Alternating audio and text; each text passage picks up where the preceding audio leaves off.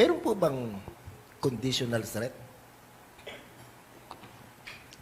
Ang pagkakaalam po natin, wala po. There's no such thing as conditional threat because threat is a threat. Kapag manakot ang isang tao against another one, o kaya against the members of his family, and yung pananakot na yun is something that is amounting to crime, and that is really grave threats.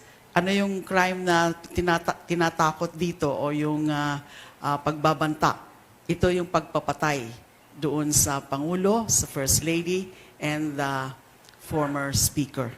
So, and with or without condition, kahit nga po maituturing na merong kondisyon, yun na nga po yung kondisyon niya na kung mamatay siya, ay patayin ang Pangulo, First Lady, and the former Speaker, ay hindi pa rin ho yan nawawala sa definition o sa elements ng grave threats under the revised penal code. Tsaka dapat rin po nating maintindihan dito na we're talking about impeachment here. At pag sinasabi po natin grave threats, yes, mas maganda na ito ay something that is constitutive of a crime, pero hindi po ibig sabihin na striktong i-apply ngayon yung mga elements ng isang krimen.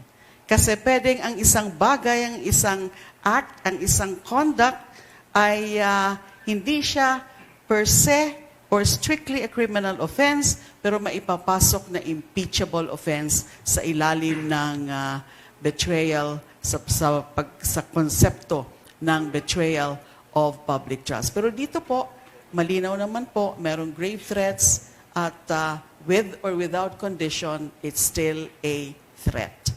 And therefore wrong, and therefore criminal, and therefore impeachable.